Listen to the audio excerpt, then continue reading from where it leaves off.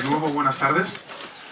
Porque yo tengo un amigo que utiliza la comida para marcar lo que es por la mañana y es por la tarde. Dice que siempre es por la mañana hasta que has comido y por la tarde después de comer. Que en Europa es distinto, a partir de las 12 es por la tarde.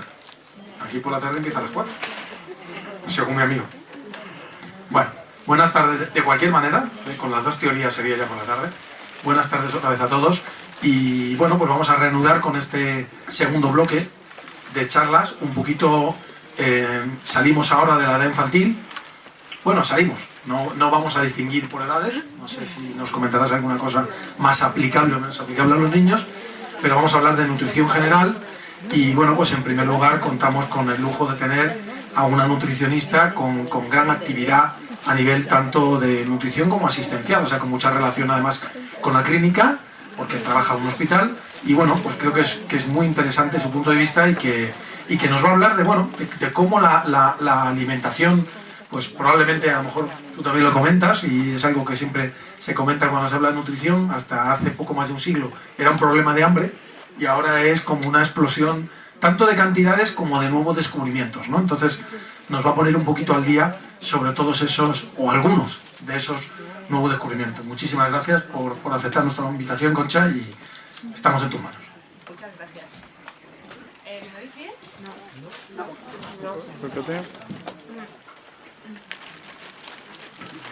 ¿Ahora? Sí. Es que además no puedo forzar mucho la voz. Bueno, buenas tardes. La verdad es que pensé que iba a venir menos gente y me ha resultado muy grato ver tantas compañeras. La verdad es que me da pena que esto sea el colegio de médicos y haya tan pocos médicos, pero también estoy encantada de que muchas compañeras mías del hospital y compañeras que trabajan conmigo que están aquí. Bueno, pues yo quiero dar las gracias al Colegio de Médicos por organizar esta jornada de nutrición, que la verdad es que se hace poco en esta ciudad sobre temas de la nutrición. Y gracias a Herbalife por patrocinar esta jornada y darme la oportunidad de estar aquí y hacer un poquito de divulgación entre vosotros. La verdad es que fue un poco duro hasta que yo decidí que quería contaros. No quería repetir cosas que están en boca de todo el mundo y que todos conocéis. Y me parecía que era una oportunidad de hacer alguna consideración, alguna puntualización en lo que nos está bombardeando continuamente ahora el mercado de la industria. Entonces, por eso es el título, de nuevos alimentos y nuevas necesidades que tenemos ahora mismo. Yo me voy a ceñir, claro, obviamente, al mundo occidental, a nuestro entorno. La verdad es que uno ve las imágenes tan dramáticas de los refugiados que están pasando hambre. Entonces hay muchas cosas de las que yo voy a hablar que casi da como un poco de vergüenza hablar de ellas, pero es así y vamos a hablar del mundo occidental. Entonces, bueno, hay razones obvias que todos conocemos que una alimentación sana ha permitido que alarguemos, que tengamos más expectativas de vida, que incluso nuestra imagen física va a depender o está dependiendo de la alimentación. Entonces todo ello como consecuencia también ha traído una preocupación, a veces excesiva, por lo que estamos comiendo. A lo largo de la historia de la humanidad, pues hemos pasado desde hasta hace prácticamente 50 años en nuestro entorno, lo que realmente necesitábamos era buscar alimentos y comer, por una pura necesidad básica. Y todos los avances que se han ido produciendo a lo largo de los años han hecho que tengamos un estilo muy particular o unas costumbres relacionadas con la alimentación, han marcado nuestro estilo de alimentaciones. Entonces, los condicionantes de la alimentación se van a basar básicamente en esas premisas que tenéis ahí. Hay unas causas ambientales o ecológicas, también llamadas, religiosas, económicas, sociales, que es lo que va a definir el patrón de alimentación de la mayoría de los pueblos. Indudablemente, el entorno, el suelo, el clima, las horas de sol, la disponibilidad de agua, va a marcar la disponibilidad de un tipo de alimentos y no de otros. La mejora de los transportes ha hecho que podamos comer alimentos de todo tipo, de cualquier área geográfica de nuestro país o incluso del mundo. Ha permitido también que el uso de transportes frigoríficos nos permita también aumentar la seguridad de lo que comemos. Hemos asistido en apenas 20 años a innovaciones tremendas en el tema de la tecnología, de la conservación, ya vamos por alimentos de la cuarta gama, y todo eso tiene un precio, y de alguna forma también hemos perdido lo de la cocina de proximidad, que ahora todos estamos un poco mediatizados con los top chefs, con todos los mensajes mediáticos, que se está recuperando un poquito también la cocina de mercado, la cocina de cercanía, de alguna forma para poder compaginar el medio ambiente con una buena alimentación. Las causas religiosas pues son obvias, eso también ha marcado nuestros patrones de alimentación. En cualquier recetario de nuestro entorno geográfico se tiene en cuenta, pues por ejemplo, la Cuaresma. Nosotros hasta hace pocos años en nuestro hospital, en el periodo de Cuaresma, cambiábamos los menús y nos adaptábamos a intentar no poner carne en días señalados, el tema del potaje, que parece que es una comida de Cuaresma, las torrijas, etcétera, y no digamos en otros países. O sea, todo el mundo sabe el tema del Ramadán, el tema de todos los mitos y pautas dietéticas que tienen los judíos, etcétera, etcétera, que también van a marcar los patrones de alimentación. Las causas económicas, pues obviamente, cuanto mayor es el poder adquisitivo, el Producto Interior Bruto de un país, pues también va en relación a su comercio, el tipo de alimentación y la mejor alimentación. Y también hacer una consideración a las causas sociales. También todos estamos asistiendo a un cambio de modelo, por ejemplo, en el tema de las familias. Hasta hace unos años existía una familia tipo, un hombre, una mujer y aproximadamente 3 o 4 hijos, y eso no es el patrón de referencia actualmente. E indudablemente eso también va a abarcar el tema de la alimentación.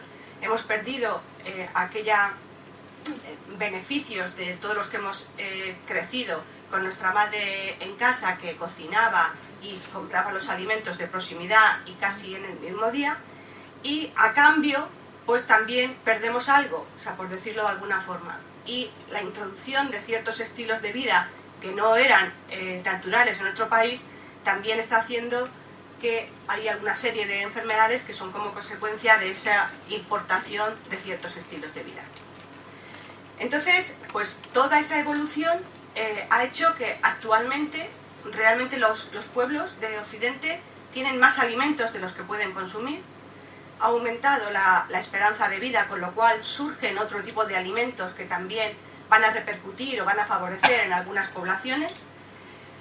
Paralelamente a toda esta explosión de transporte y disponibilidad de alimentos ha hecho que las necesidades de energía en general en la población han disminuido, aunque no así en general la necesidad de prácticamente todos los nutrientes.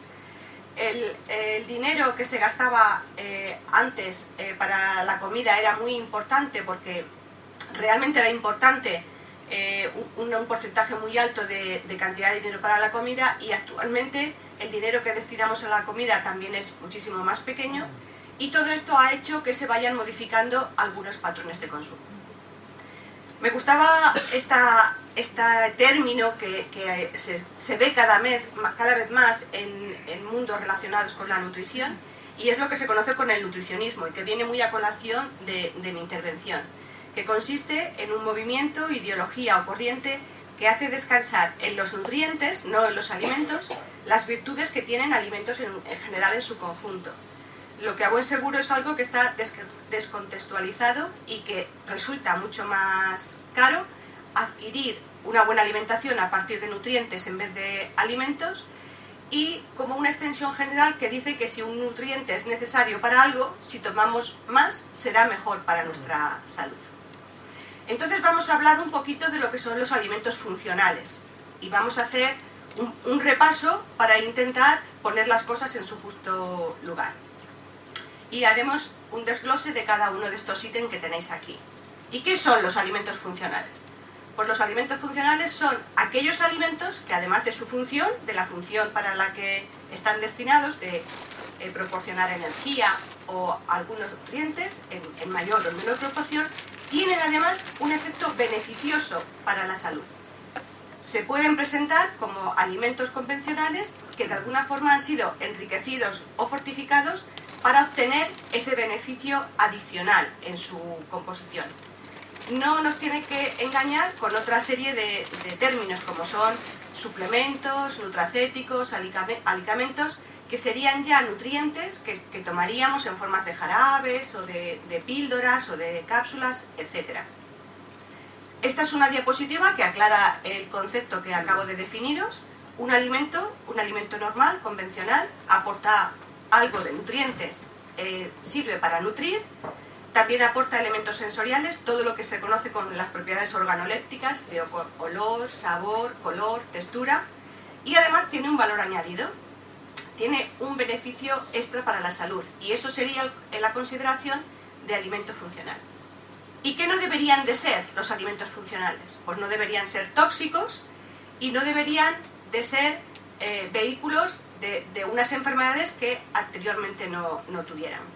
¿Y cuál es el origen de los alimentos funcionales? Pues la mayoría de las veces eso ha sido una progresión paralela con el aumento del poder adquisitivo y también el desarrollo de la industria alimentaria. Ya es en el siglo pasado, en el siglo XIX, cuando se empiezan a hacer intentos, por ejemplo, de añadir yoduro en el agua para ver qué efecto tiene sobre la salud. Se desestima durante un tiempo porque las cantidades que se aumentan son muy importantes y producen toxicidad. Y ya es en el siglo XX cuando en alguna ciudad de Estados Unidos se empieza a yodar de forma sistemática el agua y se ve los beneficios, sobre todo en la prevención del bocio de la población. Pero es a partir de unas investigaciones que se empiezan a hacer en Japón, sobre todo con leches fermentadas, cuando se empieza a acuñar el término de alimento funcional. Hay un aumento de la preocupación por la salud, la prevención y reducción de riesgos de enfermedades que podemos obtener a partir del consumo de estos alimentos. También ha despertado el interés por el incremento que todos estamos viendo de forma palpable del incremento de las alergias alimentarias, la preocupación sobre todo en el mundo sanitario de reducir los costes, el envejecimiento de la población, o sea, daros cuenta que es un potencial toda la gente de la tercera edad inmenso para la industria alimentaria y para que puedan conservar la salud y tener una mayor calidad de vida durante más tiempo, y básicamente el aumento del poder adquisitivo. Pero no tenemos que olvidar que cuando hablamos de alimentos funcionales ya hay alimentos en la naturaleza que tienen esos elementos que hemos añadido, los alimentos funcionales. Cuando hablemos de las leches fortificadas que tienen calcio, pues la leche tiene calcio, el pescado tiene omega 3 y omega 6, la carne, las verduras y las hortalizas tienen fibra, etcétera, etcétera. ¿Y qué es lo que hace el alimento funcional? Pues el alimento funcional va a tener distintos usos dependiendo de las áreas que queramos hacer. Iremos desglosando cada una de ellas. Por ejemplo, alimentos funcionales durante el crecimiento y el desarrollo. Pues bueno, serían alimentos que irían dirigidos a este grupo de población. Por ejemplo, en el embarazo, las leches enriquecidas en calcio, alimentos, por ejemplo, con mayor contenido en ácido fólico, que sabéis que puede prevenir algunas malformaciones de los niños, también en la lactancia y en la infancia. Y aquí tenéis toda una gama de productos que podemos llamar funcionales y que están enriquecidos o fortificados. Estos, junto con los alimentos funcionales dedicados a la prevención de enfermedades cardiovasculares y para bajar el colesterol, son los que mayor desarrollo han sufrido en los últimos años. También pueden intervenir en el metabolismo de los nutrientes. Por ejemplo, alimentos que hemos modificado el contenido calórico, sobre todo para la prevención de enfermedades como la obesidad o como la diabetes tipo 2. Algunas bebidas las hemos enriquecido, sobre todo en fibra, para que su poder de saciedad sea mayor. Y bueno, toda una serie de productos que el fin último o el público al que va dirigido son aquella población con riesgo de obesidad, con riesgo de diabetes, con riesgo de padecer enfermedades cardiovasculares y en algunos casos para deportistas.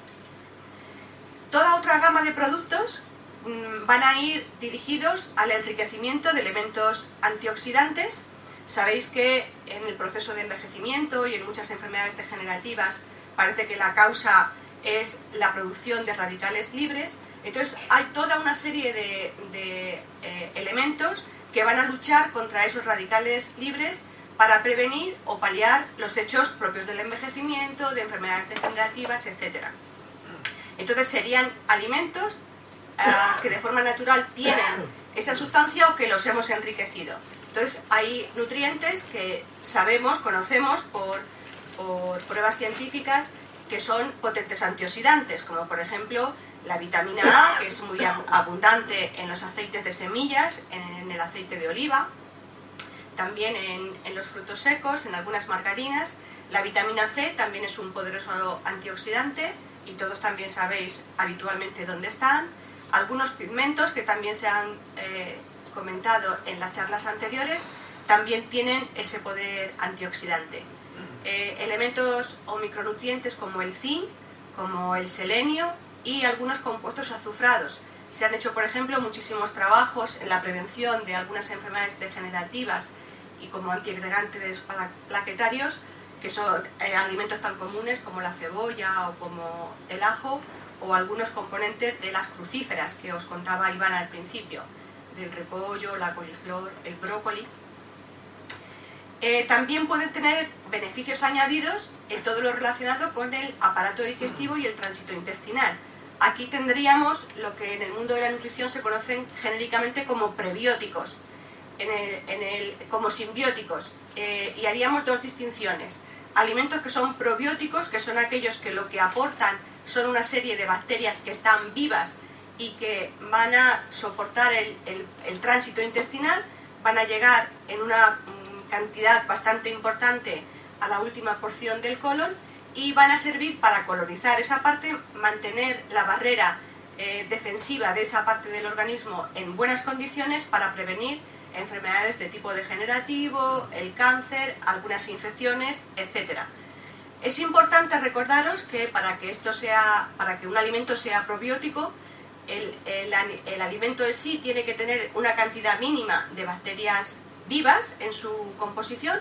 Son alimentos que habitualmente se tienen que conservar en frío para conservar que estén vivas las bacterias, y todas aquellas leches que primero han sido fermentadas y luego pasteurizadas, esas bacterias están muertas y sería un producto lácteo, pero no tendría el efecto, no podríamos llamarle alimento funcional porque esas bacterias estarían muertas. Dentro de este grupo también tenemos los prebióticos, que son aquellos alimentos que son muy ricos, sobre todo en un tipo de fibra, una fibra que se llama soluble, que básicamente lo que hace es servir de sustrato energético a las bacterias, a las células, a las epiteliales del último también tramo del intestino. De tal forma que producen una cantidad no despreciable de energía, producen una energía que es aproximadamente 2 calorías por gramo, y mantienen también en muy buen estado esas células en el intestino grueso. Estas son de las que más han proliferado, todo lo que tiene que ver con la prevención del riesgo cardiovascular, y aquí tenemos alimentos como los que son más ricos en fibra, los fitoesteroles, antioxidantes, el ácido oleico, el aceite de oliva, que todos sabéis los beneficios que tienen para la prevención de la enfermedad cardiovascular, y todo lo que tiene que ver con los aceites poliinsaturados, insaturados e inmonoinsaturados. Hablaremos un poquito posteriormente más específicamente de alguno de ellos. Y por último, algunas funciones psicológicas y conductuales, pues sustancias, por ejemplo, que pueden contener ginseng, que puede tener efectos excitantes, o melatonina, o algunas infusiones que pueden tener efectos tranquilizantes o excitantes como el café, como os contaba al principio. La verdad es que ahora mismo con el café y con el té se están haciendo muchísimos trabajos, están muy avanzados, sobre todo en Francia, que van unos años por delante en muchos temas relacionados con la salud, y bueno, y la repercusión que tiene en la prevención de algunas enfermedades degenerativas muy interesante. Entonces, bueno, pues aquí tenéis toda una serie de ingredientes que pueden considerarse funcionales. Las fibras, los oligosacáridos, que también estarían aquí dentro de las fibras.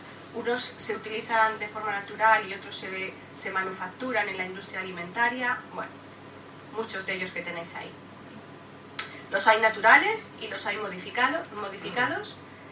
Por ejemplo, el yogur pues es un alimento natural que no tienen que añadirle nada, solamente es en la elaboración, en el proceso de elaboración del yogur, y otros que se han sido modificados, que en su forma natural no tienen esos elementos y se le suelen añadir. Aquí tenéis una tabla con una serie de alimentos funcionales naturales, pues lo que hablaba Iván, por ejemplo, del tomate, el contenido en licopeno. El brócoli es una crucífera que hay que potenciar su consumo. Las zanahorias por el contenido en betacarotenos, el ajo, el té, el pescado, etc. Hay otra serie de ellos que están modificados, pues por ejemplo en este caso tenéis una leche que curiosamente le quitan la grasa para hacer que sea menos calórica. Y en la grasa sabéis que están las vitaminas liposolubles. Y una vez que le han quitado la grasa, lo que hacen es añadirle las vitaminas liposolubles.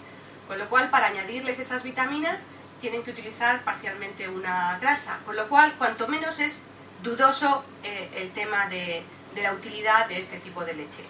Por ejemplo, también eliminan un componente que ahora es muy importante por el tema del gluten. Aquí tenéis otra serie de alimentos que han sido modificados, pueden enriquecerse en calcio o añadirle mayor cantidad de vitamina C, o cereales con mayor contenido en ácido fólico. Por ejemplo, pueden añadir omega 3 en algunos cereales, o modificar la alimentación, por ejemplo, de las gallinas para que el contenido de los huevos sea mayor en omega 3. También están haciendo esto en la industria del porcino, están a través de la modificación de los piensos que dan a los cerdos, también modifican el perfil de los ácidos grasos de los cerdos. Pueden sustituir un componente y quitar uno y poner otro. Por ejemplo, en el caso de algunas mermeladas, lo que hacen es edulcorarlas con edulcorantes que no tienen calorías. O por ejemplo, en algún caso de los helados, lo que hacen es cambiar nata, que es un componente esencial de los helados, por otros componentes como hidratos de carbono para conseguir la misma textura. También pueden alterar la biodisponibilidad metabólica. Por ejemplo, el uso de los fitoesteroles son compuestos que tienen una composición química muy similar al colesterol. Cuando están en el intestino de forma simultánea compiten, ganan los fitoesteroles y se elimina mayor cantidad de colesterol. Entonces todo aquello que acaba en col, que sería lo relativo al colesterol, son aquellos elementos que tienen alimentos que son ricos en estos fitoesteroles.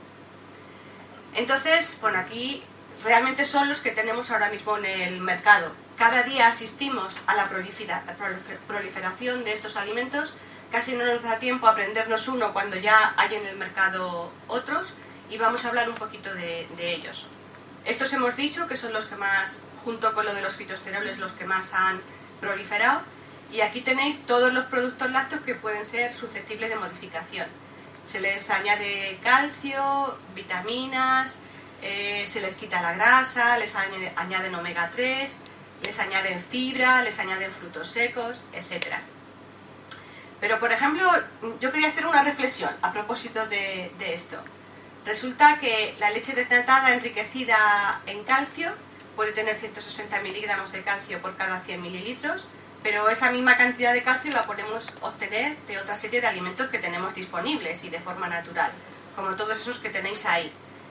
Algunos derivados lácteos, sardinas, sobre todo si se consumen con la raspa, el queso de Burgos, frutos secos que en general también son ricos en calcio, etc. Ya hemos hablado un poquito de los alimentos probióticos y bueno, pues pueden ir dirigidos también al público con diarreas infecciosas, estas bacterias pueden favorecer la recuperación en una situación aguda de esto. Que sepáis, por ejemplo, que los yogures son muy pobres en lactosa, con lo cual en aquellas personas que tienen cierta intolerancia a la lactosa también podrían ser útiles. En algunas manifestaciones alérgicas, como prevención de algunos tipos de cáncer, como el tipo de cáncer, etc. Y bueno, pues nada más. los probióticos, pues también os hemos hablado anteriormente de la utilidad de los probióticos. Esto de los FOS, los fosfoligosacáridos, estos se utilizan, o sea, los hacen de forma artificial, por decir, aunque sean de origen natural, se manufacturan en las empresas y también son un reclamo publicitario muy importante por los beneficios que pueden tener en el tema del tránsito intestinal y los beneficios colaterales. Estos también han sufrido un crecimiento exponencial. Todo lo que tenga que ver con los omega 3, que sabéis que tiene un efecto de lo que hace es mayor fluidez de la sangre, entonces se utilizan para la prevención del riesgo cardiovascular y sobre todo en algunas enfermedades que cursan, por ejemplo, con la subida de los triglicéridos, y están en multitud de sitios. Y aquí pues yo quería haceros otra consideración. O sea, fijaros que, por ejemplo, el contenido de una leche muy popular, que son los omega 3 en la leche Puleva, ¿no? La Puleva omega 3. Pues, por ejemplo, lo que declara en el envase es que tiene aproximadamente 58 miligramos por 100. Las recomendaciones que hace la OMS es entre 300 y 500 miligramos al día de ese compuesto. Y fijaros la cantidad que tiene el salmón, por ejemplo, solamente con 100 gramos de salmón. Fijaros la cantidad que tienen las sardinas, los boquerones, el arenque. Entonces, bueno, pues que estos datos deberíamos de conocerlos porque a lo mejor para la equivalencia en consumo de omega 3 del salmón deberíamos de tomar entre 3 y 6 litros de leche enriquecida para obtener el mismo resultado. Los enriquecidos en fitosteroles, pues lo mismo, básicamente funcionan. Estos son de los que más trabajos científicos hay a propósito de estos elementos, pero luego hay que saber cuánta cantidad hay que comer para que realmente sean esos efectos. Y la mayoría de las veces la publicidad lo que dice es que son capaces de disminuir el 10%. El 10% en una persona que, por ejemplo, tenga 300 de colesterol es una cifra, pues, que no habría que tener en cuenta porque es muy poco lo que bajaría. Luego, por ejemplo, dice, si comemos, por ejemplo, este tipo de margarinas, el Proactiv, hay que tomar 20 gramos de la margarina para que realmente tenga ese efecto de 10% de bajar el colesterol. Y también hay que tener en cuenta que la margarina, como cualquier grasa, tiene un aporte de energía y eso significaría que estamos tomando aproximadamente 180 calorías más en nuestra alimentación para bajar el 10% de la cifra de colesterol. Bueno, esto era una diapositiva, bueno, era un poco para la cosa de distensión.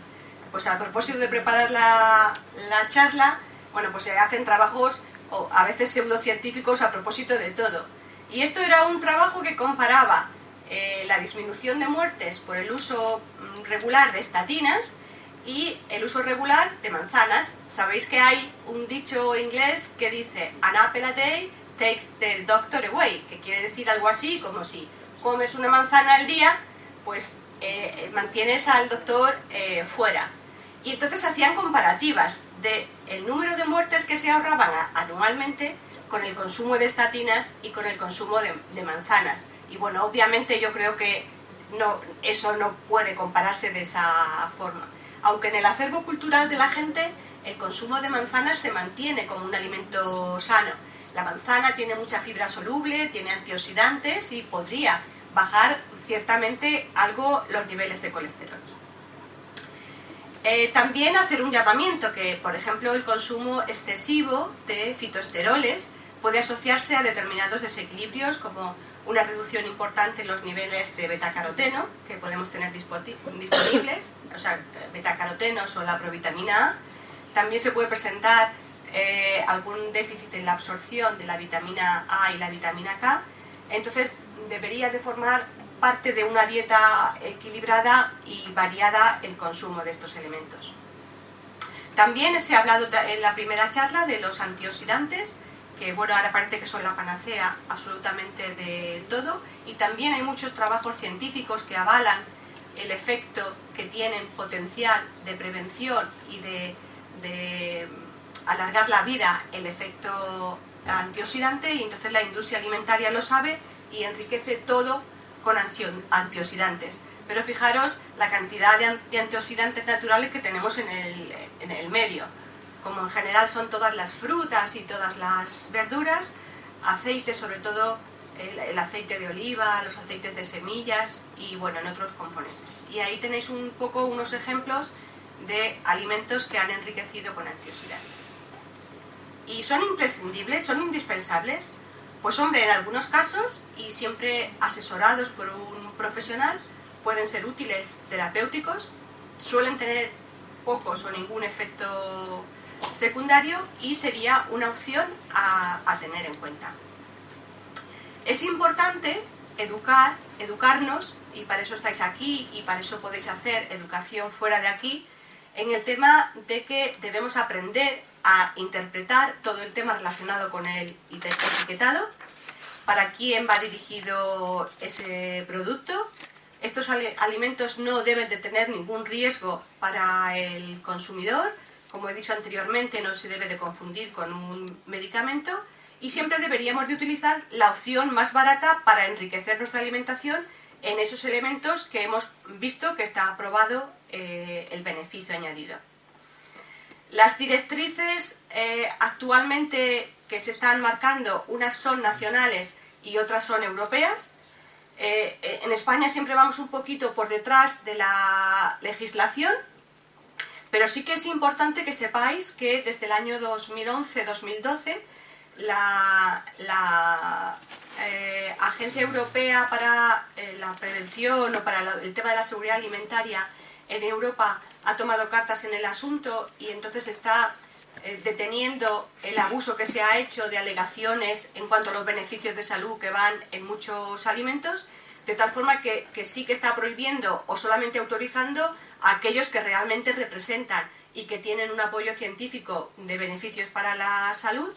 Y, por ejemplo, en España, que vamos un poquito detrás, pero también le seguimos a la zaga, pues las últimas normativas han sido de diciembre del 2014, en el que obliga a una serie de parámetros en el etiquetado nutricional, incluidos los alérgenos que tiene que contener y que todos tenemos que tener disponibilidad en todos los sitios donde hay restauración colectiva.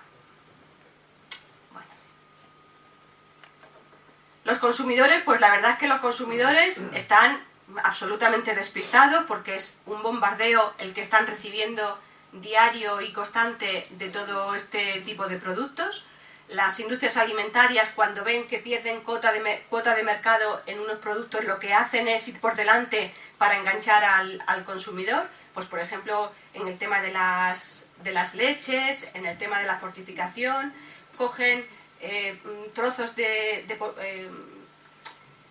intervalos de población a los que van a ir más dirigidos, pues las mujeres, por ejemplo, en la menopausia, las embarazadas en la tercera edad. Y bueno, pues en general está un poco confuso. Y una cosa que es importante es que, por ejemplo, el consumidor es capaz de comprar más alimentos llamados funcionales, que lo que van a hacer es que te dicen que tienen beneficios para la salud, más que aquellos que van dirigidos a prevenir, sobre todo, algún tipo de enfermedades. Esto es un poco una diapositiva de las nuevas etiquetas, lo que deben de tener. Es importante, por ejemplo, la incorporación de la información nutricional en cuanto al contenido de calorías, de la proporción de proteínas, de vitaminas y tal. En muchos casos hacen una comparativa de cuál es el contenido y cuál sería la recomendación, las RDA de ese nutriente en concreto. Es importante la inclusión del tema de los alergenos en las etiquetas. Es importante que no solo pongan grasa de origen vegetal, sino que es importante que pongan qué tipo de grasa vegetal, porque sabéis que el aceite de coco, el aceite de palma es un aceite vegetal, pero que no podríamos decir que es un aceite saludable. Si le han añadido agua o la proporción, porque no es lo mismo el dinero que gastamos por producto neto o por la cantidad de agua que tenga, si son alimentos dónde han sido elaborados y cómo han sido elaborados, si tienen algún elemento, ellos le llaman como nanonomenclatura, como para un poco de la declaración de si están hechos a partir de elementos transgénicos. Y faltaría de incluir, por ejemplo, el contenido de grasas trans, que es otro tipo de grasa que también puede actuar como si fuese una grasa saturada y que no es obligatorio ahora mismo su declaración. Entonces, bueno, pues todavía falta que perfeccionar, pero hemos hecho un avance muy importante en esto. Y también el origen del producto. Nosotros el año pasado, cuando hicimos el concurso de perecederos y no perecederos en el hospital, pues nos dimos cuenta, por ejemplo, al analizar los productos que nos traían de oferta, que había un porcentaje altísimo de productos que vienen de China, pero no os podéis imaginar cuántos. Y entonces, por ejemplo, pues había latas de espárragos que se llamaban, por ejemplo, el navarrico, ¿vale? Que tú te crees que van a venir de Navarra y ves la letra pequeñita y te das cuenta que el origen es China. Entonces, bueno, pues también se obligan en el etiquetado a eso. Y una cosa también importante es que obligan a un tamaño mínimo de la letra, porque es verdad que cuando vamos a leer, bueno, algunos porque ya somos más mayores y hemos perdido mucha visión de cerca, pero es que es imposible leer. Entonces les han obligado a aumentar el tamaño de la letra. Es una anécdota, pero es importante para el consumidor. Entonces, bueno, irían dirigidos pues a público concretos y siempre asesorados por un profesional. Entonces, bueno, es a veces difícil abstraerse de la publicidad, de lo que tiene que ver el médico, las nutricionistas, y es importante saber quién hay detrás de los análisis que se hacen. Hay grandes multinacionales que están detrás de toda una publicidad que a veces cuanto menos es engañosa. A veces son favorecedoras, pero por lo menos hay que cogerlo un poquito con resquemor. Vamos a acabar los alimentos funcionales y dar unas pinceladas de algunos alimentos nuevos que me parecía interesante que comentáramos aquí. La FESNAD, que es una federación que reúne todas las asociaciones y asociaciones y fundaciones, todo lo que tiene que ver en relación con la nutrición, ha hecho un documento de consenso en el tema del asesoramiento del consumo de las grasas y deciros, bueno, pues que hay evidencia de que la sustitución de ácidos grasos saturados por grasas poliinsaturadas o insaturadas son beneficiosas claramente para la salud y que se está haciendo mucha campaña a propósito de que las recomendaciones de grasa no van en tanto en cuanto a la disminución de la grasa total que ingerimos en la dieta, sino de la calidad de la grasa que estamos consumiendo.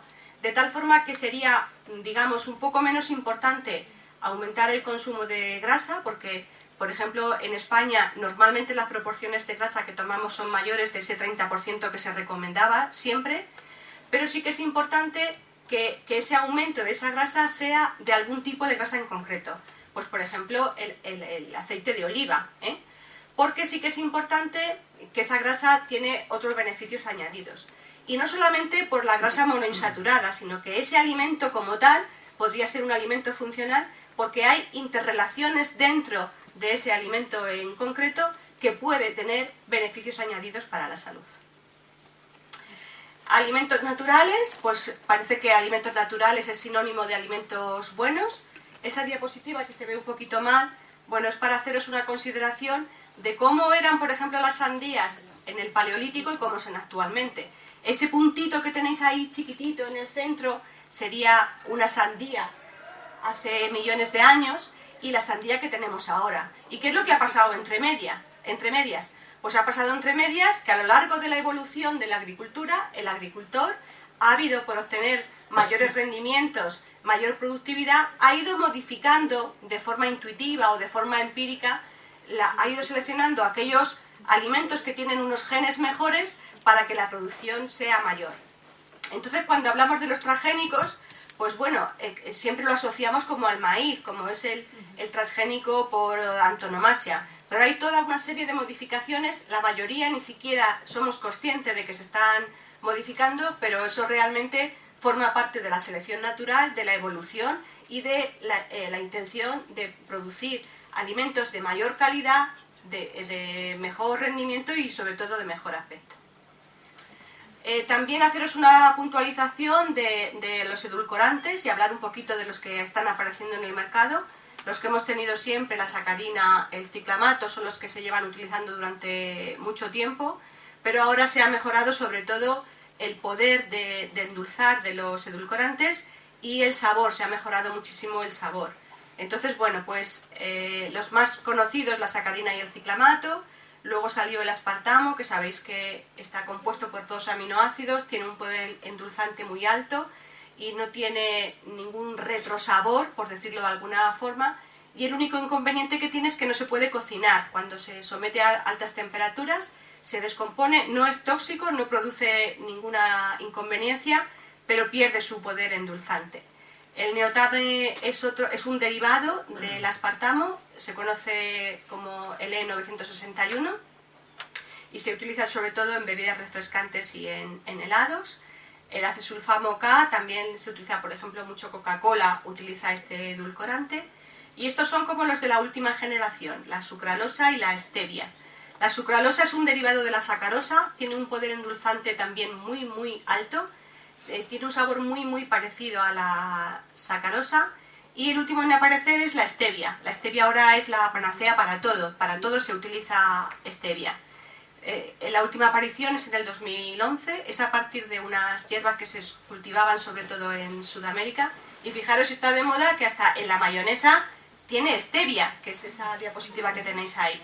Y es que la mayonesa no tiene por definición que tener stevia, ¿no? Pero de cara al consumidor es como un valor añadido y se añade stevia y parece que tiene como algún poder un poquito más añadido. ¿Qué ventajas? ¿Qué inconvenientes? Pues estos últimos, bueno, están bien, pero el inconveniente que actualmente tienen es que son muchísimo más caros que el resto. Y con estos dos también se puede cocinar. Por ejemplo, con stevia yo he hecho pruebas ciegas con mi personal y entonces analizábamos unos hechos con dulces, un tiramisú en concreto hecho con azúcar o hecho con stevia y nadie sabía cuál era cuál. O sea, no enmascara nada y tal, y indudablemente el poder calórico es muy inferior. La quinoa es una semilla que también es de origen andino y que es un alimento muy interesante desde el punto de vista nutricional. Contiene todos los aminoácidos esenciales, podríamos hablar de que contiene proteínas completas. Es una semilla, no es como el trigo, el grano. Es importante que sepáis que no contiene gluten y que tiene un índice glucémico muy bajo y que tendría unos usos muy parecidos al arroz. Todo lo que se puede hacer con arroz se puede hacer con quinoa. Ahora mismo en nuestro entorno no está muy popularizado, entonces es un poquito caro, tiene un rendimiento mayor que el arroz, puede aumentar su tamaño hasta entre 3 y 4 veces y me parecía que era interesante que lo conocierais. Y tiene todos los usos del arroz, se pueden hacer con quinoa. El colágeno, que también está ahora muy de moda, ahora todo el mundo toma colágeno. Y bueno, pues el colágeno, pues cuando llega el colágeno se obtiene sobre todo de huesos, de tendones, de animales, porque el colágeno solo está en el mundo animal, no en el mundo vegetal. Es aquello que hace que el caldo del cocido cuando se enfría se coagule, porque es una proteína que en frío se tiende a hacer geles, a compactarse y con el calor se desnaturaliza o se disgrega. Entonces, pues hay toda una gama de productos que han surgido a partir de que teóricamente se dice que tiene resultados beneficiosos en la prevención de ciertas enfermedades degenerativas de las articulaciones, para el hueso, etc. El colágeno, los aminoácidos que contiene algunos esenciales, pero no tiene todos los esenciales, con lo cual no es una proteína completa.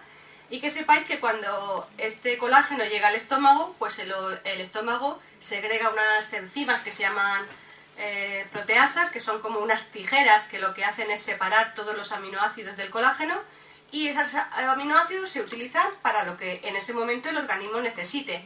Y al contrario, como no tiene todos los aminoácidos esenciales, cuando el organismo necesita colágeno, a partir de otros alimentos es capaz de transformarlo en colágeno y para el uso que haya que hacer. Y bueno, lo de la gelatina royal es a propósito de que, bueno, si analizamos, por ejemplo, el precio del colágeno que se comercializa como colágeno puro para estos usos de prevención de enfermedades articulares, pues saldría como a 250 € el kilo. Y sin embargo la gelatina Royal, que es también colágeno puro, pues puede resultar como a unos 80 € el kilo. Y la Autoridad Europea de Seguridad Alimentaria ha hecho una declaración con este producto.